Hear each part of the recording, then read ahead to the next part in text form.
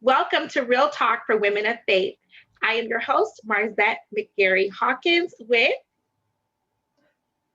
Nicole Rivas. and Leslie Taylor. hello, ladies. Thank you for joining again today. And we are so happy to be continuing this topic on why so many Black women are single. Yes.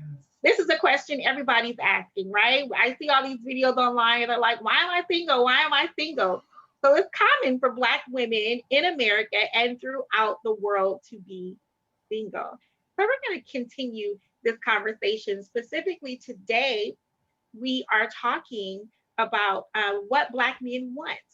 So we have some Black men joining us today, ladies. Yay! Hi, gentlemen. Right. And Hey, so we are going to look at or ask questions about what they want. But first, ladies, we want to say, don't forget to like, subscribe, and share on Facebook and YouTube and Instagram.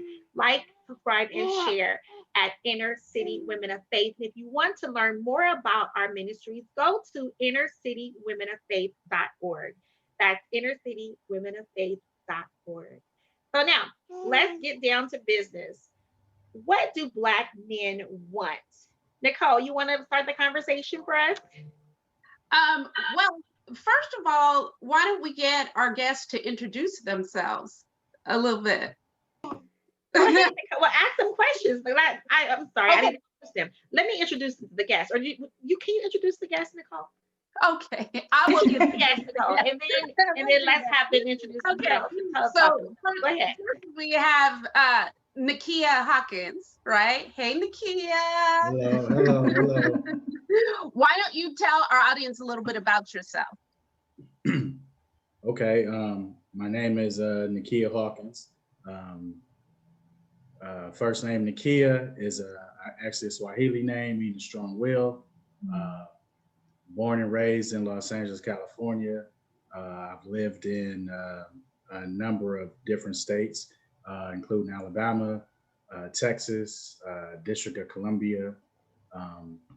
Although I'm Southern California, born and bred, I've also lived in Northern California, Oakland, California. And I just so happen to be the husband of Marzette McGarry Hawkins. Yay! Welcome, Nakia. Welcome, Nakia. Now I know you're a fellow lawyer. Hello, Nakia. Let's give it up for the lawyer. And how long have you been married to Marzette? How long have you been surviving marriage with Marzette? I'm just joking. No. It's just beyond 3 years. We hit the 3-year mark on December 16th of 2020. So we're going into our 4th year at this point. I think last year was the leather year. So and you know that. He knows that, right? He tells me that every year. Like, okay, this year is cotton, so we got to get cotton this year. He does that. All right. And then our other guest is Pastor Omar. You want to introduce yourself, Pastor Omar? Yes, as you said, I'm Omar A. Muhammad. The A is for Abdullah. Brother Nakia said what his name means. My name means talkative servant of God, the hope of the Holy Spirit. And so I am the father of 4, 3 boys and a girl. I am the husband of one wife, Unitha Latanya Muhammad. I am a pastor, teacher, and a PhD, currently a PhD student at Claremont Graduate University. I think that's good to know. And I've been married for 21 years. Nice. We're in our 21st already. Good. And where are you a pastor? I'm a pastor with Faithful Central Bible Church. I'm associate pastor with Faithful Central Bible Church. I'm the pastor of community engagement. And so it's my job to engage the community in positive ways and also meet some of the needs that the community may have. Oh, fantastic. Well, I want to thank you both for being here. And then I want to do a little disclaimer for our audience, right? Now, ladies, we are here, and this show is to find out men's opinions on various things that we are curious to know. This is not a show where I argue with them about their opinion of whether it's right or wrong, or whether I agree or don't agree. So please spare me in the comments telling me that I should have told Nakia this or Pastor Omar that. No, this is a listening session. Nice. This is not a prove our point and we're right and they're wrong session. This is our opportunity to hear their truth, not judge it, not determine whether we think it's right or justified. It's simply to hear their truth. So sit back, relax, get some popcorn, yell at the screen if you need to, do whatever you need to do, but let's let these men speak their truth. Okay?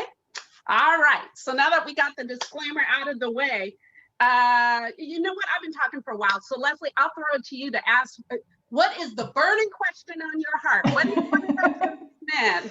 You know, here's what I love too. We've got Nakia, who's been married for 3 years, and we've got Pastor Omar. Did you tell me 20 years? What was that? Yes, 20. We're in our 21st year, yes. 21st year, right? So we've got this huge range. Here's what I want to know. Think back, like, how did you know that your wife was the one that you wanted to marry? What was it? Like, what came up? Please. Like, I need to know this. That's a good question. So who's going to start? You want me to start? Well, I only have 3 years in. Let me go in first. Go ahead. So it doesn't seem as bad once I follow behind you. So I will say initially it was somewhat of a shallow thing because it was her outer beauty that attracted me first. I wouldn't be truthful if I said, oh, you know, I saw her and I could see from a distance that she has such a beautiful spirit. Like, no, I didn't. I saw her. I said, man, that woman looks good. And so that was the first thing that attracted me. And then after getting the opportunity to actually meet her and learn her and spend some time around her, the thing that made me know, okay, this is the woman, is that I realized that she was making me a better person. Not to say that in previous dating experiences there weren't improvements, but this time around it was a different improvement in a different area of life. I felt like with her, I started to become more focused on developing the spiritual part of me. Whereas prior to her, that wasn't necessarily something that I gave a lot of thought into. And then she was a teacher of sorts and guided me in ways that in previous relationships I had never experienced. And, you know, as we continued to grow, I realized that I was becoming a better and better person. And I felt like it was key for me to have this woman with me as I continue to travel on this journey called life. Man, That's thank beautiful. you. Thank you, Nakia. Well, I guess now it's my turn, right? So how did I know that my wife was the one for me? So I like to use 3 words. I'm gonna say a reason, circumstance, and what was the other word I wanted to do? And situation made me know. One of the things that when I met my wife, I was in a very bad state. God had already told me to stop hurting his daughters. I was a razor blade. And I told my wife when I met her, I said, look, you don't want to be around me. I'm a walking razor blade. I'll cut you. And she kept on coming around. I was like, okay. But so we developed a friendship, a great friendship. And so we were just friends. And then I knew that it was time for me to get married. I had already started to kind of, you know, let me try the dog and let me try something different. Plant, fish, dog. Now I need a human. Let me try this, see if I can do it.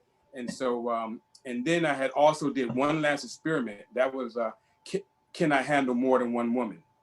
And I realized that early on, I couldn't. And the reason why I couldn't, because every woman that I had come in contact with wanted the same thing. They wanted my time and my attention and my devotion.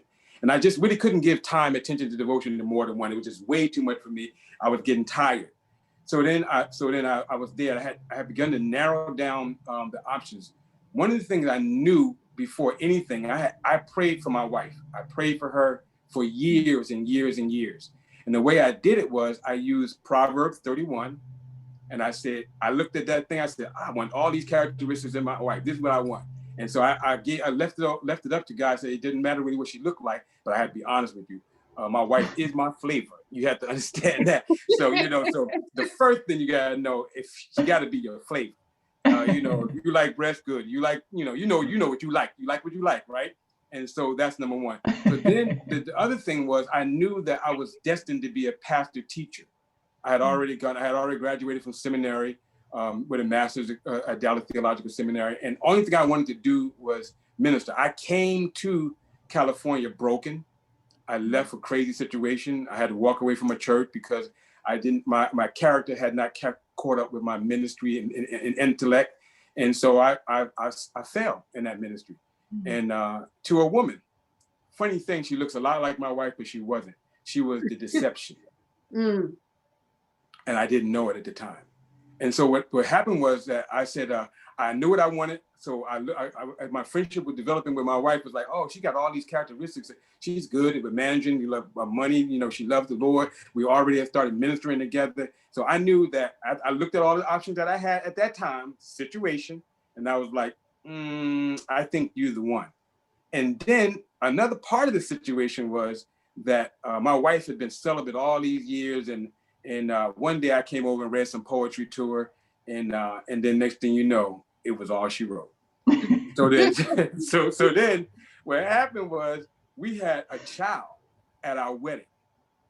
So it was circumstances, it was situation, but I had already narrowed it down. I had been on this narrowing process to, I think I can build with this woman. I discovered my wife is a ride or die sister. And so I was like, you know what, you're the one. I can build a family with you. And here's some of the characteristics. She didn't have a lot of baggage. You hear what I said? Drop them bags, sisters. We don't want them bags. So she didn't have any children. She didn't have, her mother and father was still living. My mother and father was still living. She come from a marriage. Her parents were married, I think, almost 40 years. And my parents have been married at least over 40 years. And so I was like, I have a model. And so this looked like it's going to work for my model. That's how, and so I made it. It was a rash. And that's why I said reason. I had to reason it. First she was my flavor, because she wasn't my flavor, I wouldn't approach her. Then she was my flavor. Then she had my passion for ministry. And then she was a ride or die. She was loyal to her friends. And I was like, you know what? I can build with this sister. That's how I knew she was the one. Okay. Stop laughing. That was funny. That's right. I'm sorry. That's real comical. Thank you for that. She's your flavor. I thought you wanted to keep it real, so No, like that. I need Mr. Hawkins start saying I'm his flavor. I like that terminology. Go ahead, Nicole. I just had to throw that in there. The flavor. I like that. You kept it real. Thank you. No problem. Okay, so now you guys, you gave me some stuff to work with, so I'm going off script. Sorry. Off script. All right. That was perfect. but here you go. So there's some commonalities I heard here, right? And one of them, which is what I really liked about what Omar said, is that he was testing whether he could do more than one woman. And one of the ways he tested is he figured out what every woman wanted, which was his time and attention.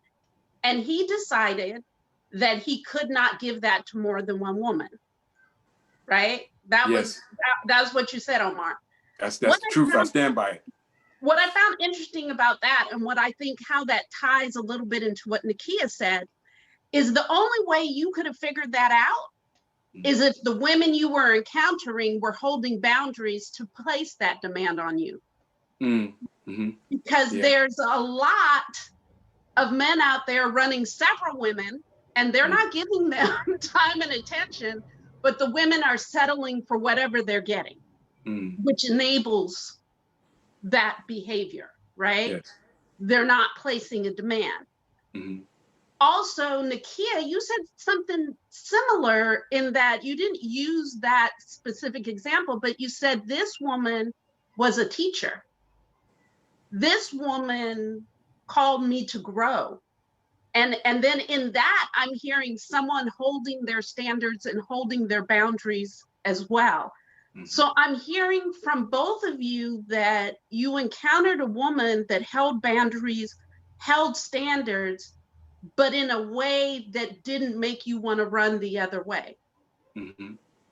So tell me a little bit about that. What is that balance of the woman who holds the boundaries in ways that call you to a higher plane, but don't make you feel like you're in all-out war with her?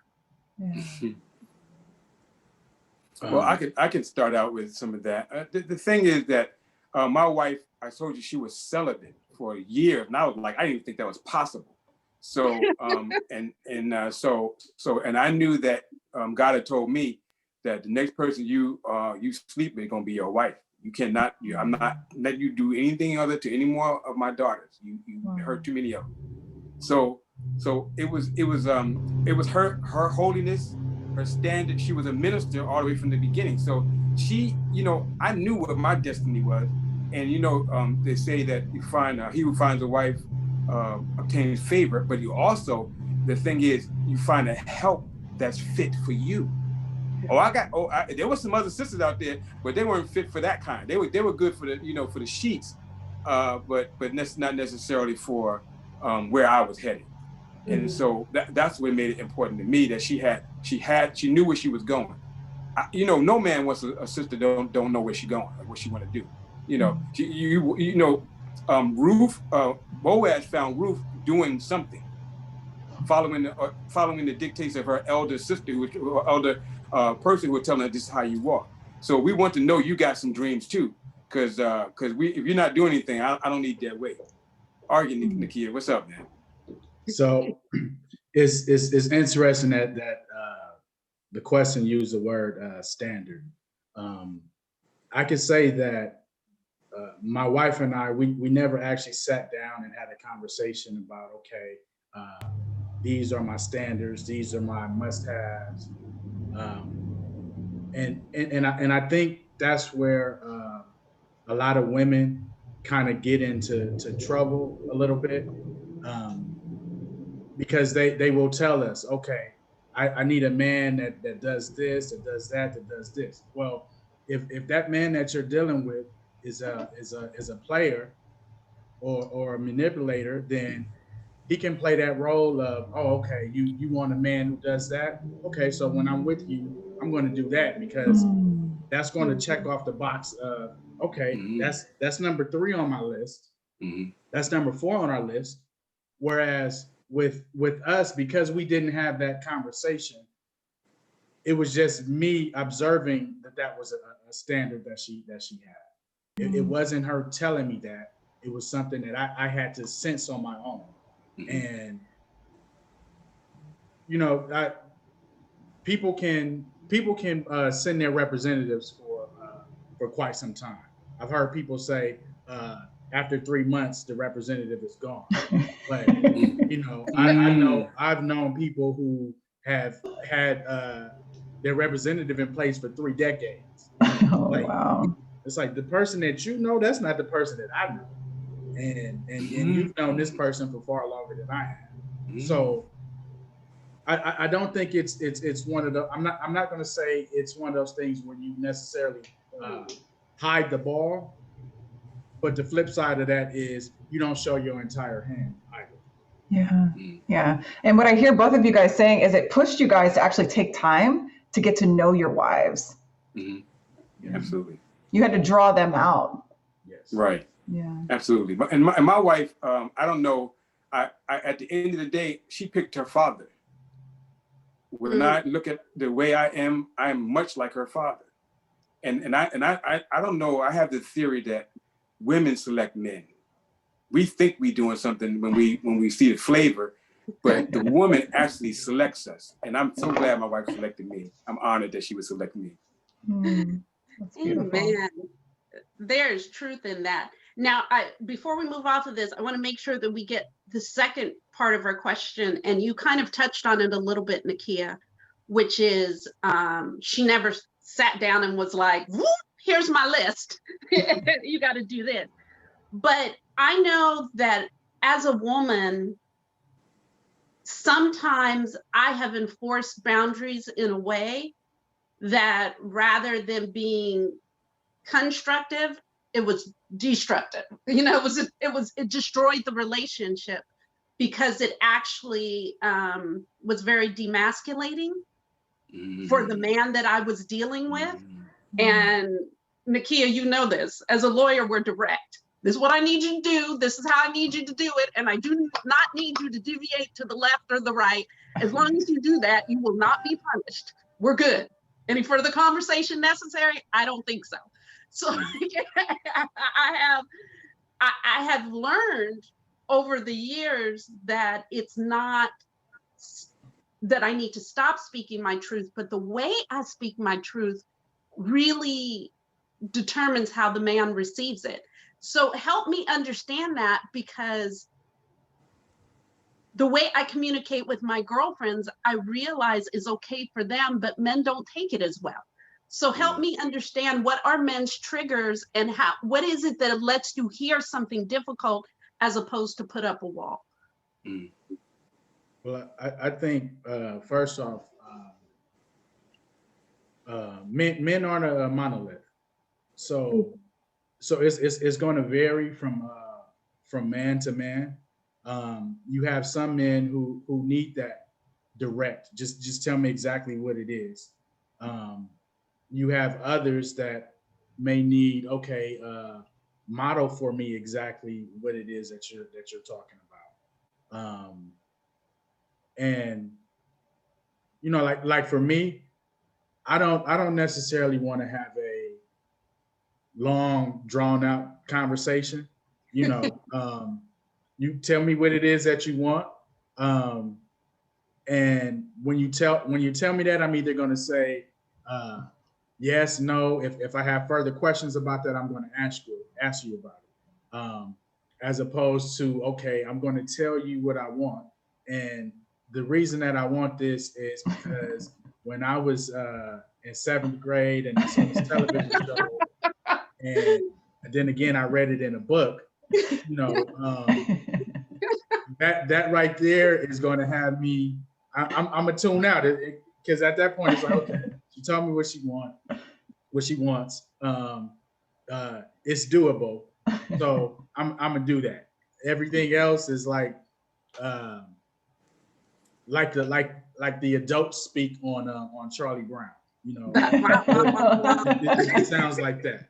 It just sounds like that. And it's not that those of us that take that approach, it's not that we don't care or we're brushing you off. It's more of a process for us. Like, okay, I've been given my task or my assignment, so I don't necessarily need to waste time on all these other little small intricate parts, because I know how to make it happen. So allow me to make it happen. So what you're saying is, you know, they have this word called mansplaining, you know, right? Where like men explain things to women in a way that's a little bit condescending. What you're saying is that sometimes we women can do women-splaining, which is using 50 words for something that you could communicate in 10. Right. And in that same vein, there are some men who would love to just sit up and talk with you for hours and hours upon hours. So I think when you're in the dating process, you have to recognize which of those men you're dating.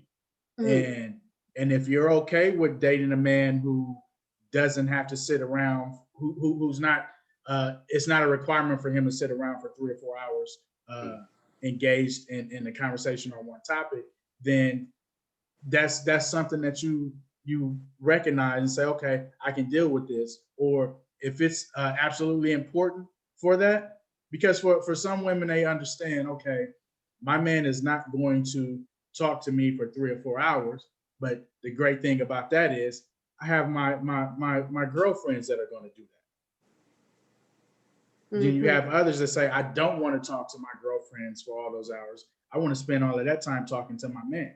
So it's as you're doing this whole dating scene, you have to figure out who the guy you're dating is, what he likes, what he dislikes, and what you are willing to accept and what are non-negotiables. You know, if him only speaking with you for 30 minutes on one particular topic is something that you absolutely have to have, then you at that point you have to realize, okay, I'm going to stop wasting my time and I'm going to stop wasting this man's time. I need a man who is going to engage me in conversation for hours upon hours. Yeah. So allow me to weigh in on that. I have an issue.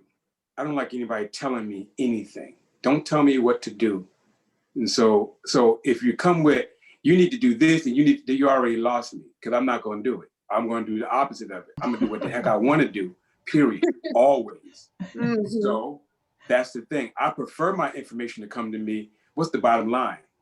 You know, but I don't have a wife like that. My wife got to, you know, she asks all these questions that leading up to it. And then she, you know, so I had to learn my wife. And learning my wife is that I've learned to shut my mouth, just sit there and listen. Because I thought, you know, I'm a problem solver. Give me a problem, I fix it. She gonna tell me all the details and stuff around, you know, and then sometimes she don't even want me to solve the problem. She just need to get it out. And so for me, that you know, if you're gonna tell me, put demands on me, that's a problem. So one of the things, a word that comes to my mind, freedom. My wife gives me a lot of freedom. You know, I went to Africa, South Africa, Jamaica. I traveled around, even when my children were babies. One of them was in the womb, hadn't even started walking. I came back, the boy was walking. I'm like, oh my God. But my wife gave me that freedom to do that. And by giving that freedom to do that, that gave me freedom to love her and respect her and take the time to hear her accounts. But it wasn't always that easy. So I hope that's helpful in the process. But I don't think any man wants, and every man wants this. You don't disrespect us. So you need to find, so whenever you're doing, you want to find out what respect means to me. What respect might be different to other people, you know, like we're not a monolith. But if I showed you that you talking, you know, down to me in front of your parents or something like that is disrespectful, if you do it again, I'm gonna have a problem with it. You know, once I'm gonna say it, or you say it, I'm gonna say what I'm gonna say about it. But that thing about respect, if you can't respect me as a man, you know, you do not need to be with me. And I hope that you will like me. You don't even have to love me, but I hope that you will like me. If you like me, I'm good. That's it. You don't have to love me. Love is good, but I need love and respect. I need you to like me, and I need you to respect me. And I need you to speak in tones, because that was the thing you said, ooh, it's how you say it. You can say, your mother ain't nothing, you know, and I would be like, about to have a fight. You know, or you say something like, your mother needs to, you know, and I'd be like, oh, she could, yeah, I can see how you got there. You understand? So it's a lot to do with tone and nuance, and definitely give me some options. Don't tell me what I have to do. If I were you, I recommend this, and let me think about it myself and go on, you know, and then usually the spirit speaks through my wife, but I don't accept the spirit right away. Sometimes I gotta think, oh, that's just you just that's your own thing. And then I walk away, and then the Lord will take what the Spirit gave my wife and begin to, you know, show me how this is right or the right thing to do. And then I'll come back and say, you know what, I think I'm gonna do that. But I had a choice. I had a choice to do it or not to do it. But when that happens, I have to be willing to take the consequences of my choice. And most men are not really necessarily willing to do that sometimes. Yeah. I'm gonna let Leslie go, but I just want to summarize what I heard. I heard, which was very interesting to me, I heard three things come out of you guys just now. You want to be known, right? You want your wife to know how to talk to you. What is the way you need to be talked to? You want to be accepted.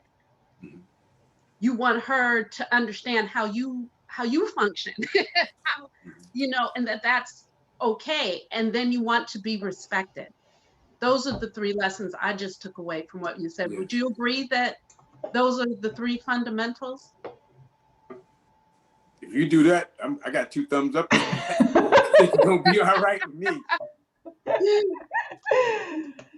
Nakia, Pastor Omar, you guys are being so open and so vulnerable. And so I want to go a little bit deeper with your emotions. So help me understand, what's like the deepest emotional need that's the hardest for you to express to your wife?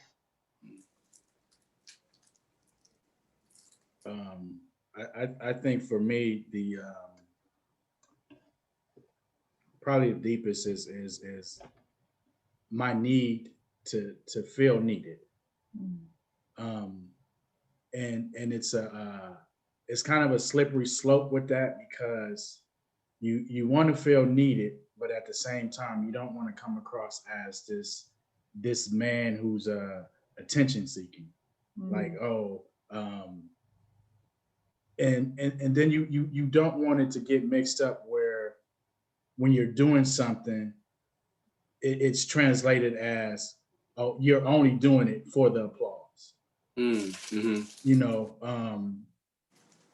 when you do something that you consider to be pretty thoughtful, and you do it for your mate, you're not necessarily doing it because I want a pat on the back. You know, you're doing it because this is legitimately because you feel like this is going to make her happy. This is something that I think she wants. But the other side of that is still recognize that I did that, you know, and let me know that I appreciate you. You know, there's always this almost, they're almost polar opposites, where, you know, with a woman wants to feel wanted, whereas a man wants to feel needed.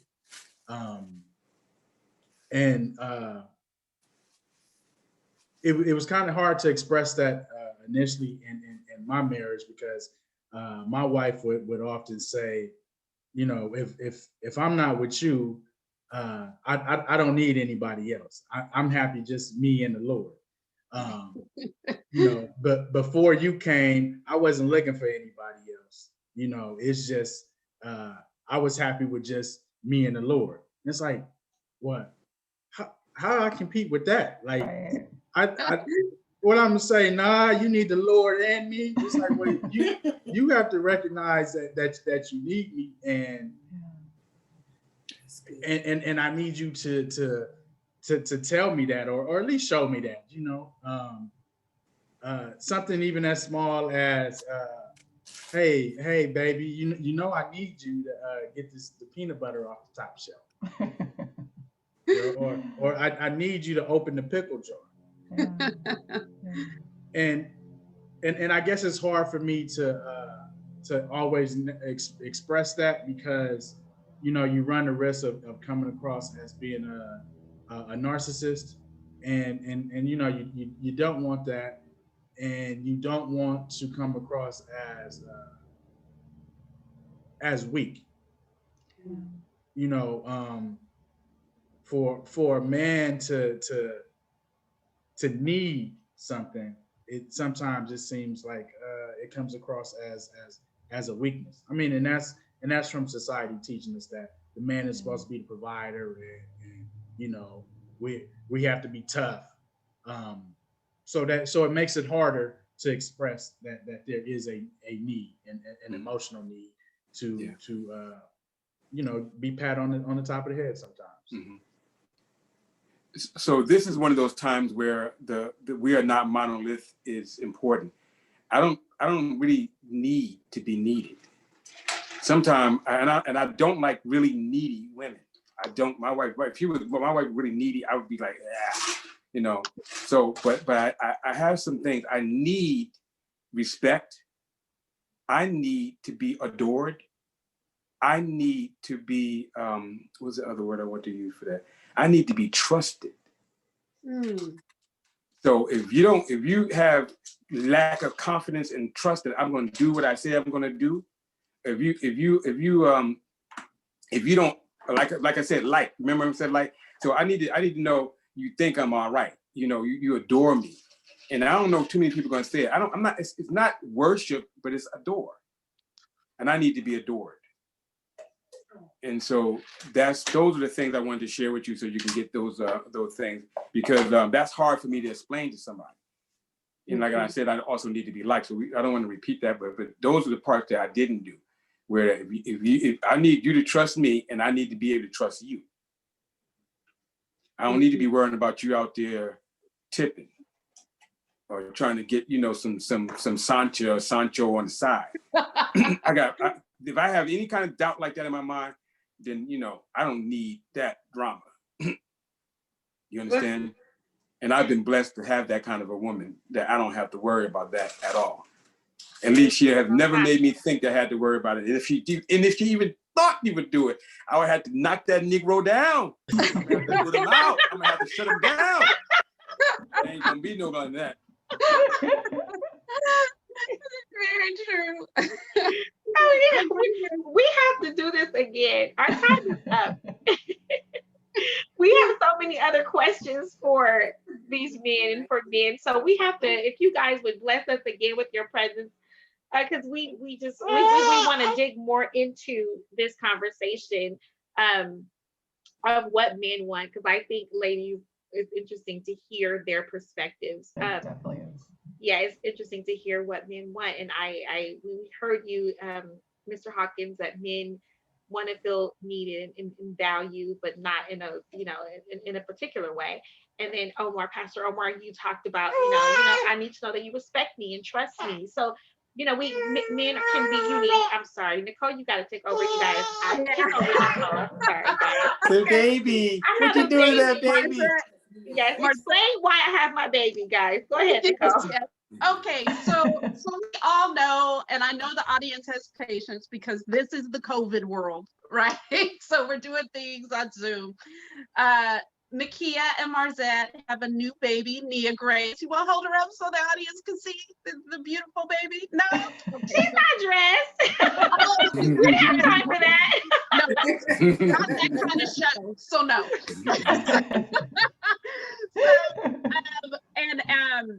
Their babysitter had a potential COVID exposure, so she's quarantining, and that kind of happened at the last minute. So the baby's here hanging out with us. So I'm going to take over. I just thank you guys for joining us. I thank you, Nakia and Pastor Omar, for being so vulnerable, being so honest. And Nakia, thank you for that need thing, because that so speaks to me. I'm a trustworthy woman. I got, Pastor Omar, and I need to like my man. I got that too. But I struggle with needing someone, because then I feel weak. And it's hard for me to learn that men like God are strong in my weakness. When I allow myself to be weak, I make room for them. And I'm working on that. So thank you for joining us. The next one in our series is going to be single men. So what are their thoughts? So if you're single and trying to date, you got to come back for that one. You can find our ministry at innercitywomenoffaith.org, and you can find us on most social media platforms, Facebook, Instagram, and right here on YouTube at Inner City Women of Faith. Thank you for being here. We love you. We love our hosts. You guys are awesome. Thank you. And we love our guests. See, men like this restore my hope. Mine is out there. Hello. Yes. Adam will wake up. I'm waiting for you. All right. Thank you for joining us. Bye-bye.